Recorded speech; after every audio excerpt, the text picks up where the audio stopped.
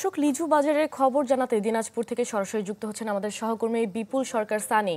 সানি, বাজারে লিচুর সরবরাহ কেমন দেখছেন? দাম নিয়ে ক্রেতা বিক্রেতারা কি বলছে?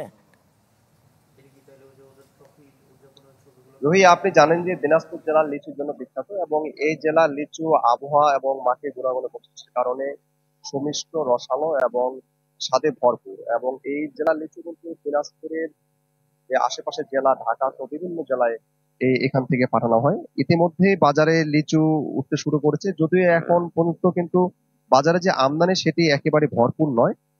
এবং লিচু সবেমাত্র ওঠা শুরু করেছে। লিচুর যে এখনো যে রং, সেই রংটা কিন্তু পরিপক্ক যে রং, সেই রংটা আসেনি এখনো।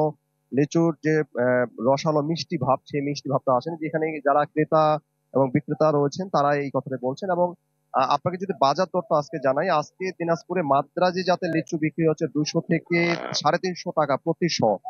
বেদানা জাতের লিচু বিক্রি হচ্ছে 400 থেকে 800 টাকা পর্যন্ত প্রতি শ। একই সাথে মাদ্রাজি, হারিয়া, সব লিচুরই কিন্তু দাম এবারে কম। এই এই বিষয়টি জানাচ্ছেন এখানে যারা বিক্রেতা রয়েছেন, কৃষক রয়েছেন, তারা এই অভিযোগটা করেছেন। এবং তারা বলছেন যে যেহেতু একেবারে প্রথম লিচু এসেছে, তারা আশা করেছিলেন যে লিচুর দামটা বাড়বে, কিন্তু ব্যবসায়ীরা আমাদেরকে যেটি জানিয়েছেন যে আসলে ঢাকা সহ বিভিন্ন জেলা থেকে যেসব পাইকাররা এই জেলা এইখানে আসে এই বাজারে, সেই পাইকাররা কিন্তু এখন পর্যন্ত আসতে শুরু করেনি। ফলে লিচুর যে দামটা, সেই দামটা কিন্তু বাড়েনি। এবং তারা বলছেন যে এই লিচু কিছুদিনের মধ্যে, অল্প কয়েকদিনের মধ্যে লিচুর দামটা বাড়া শুরু করবে।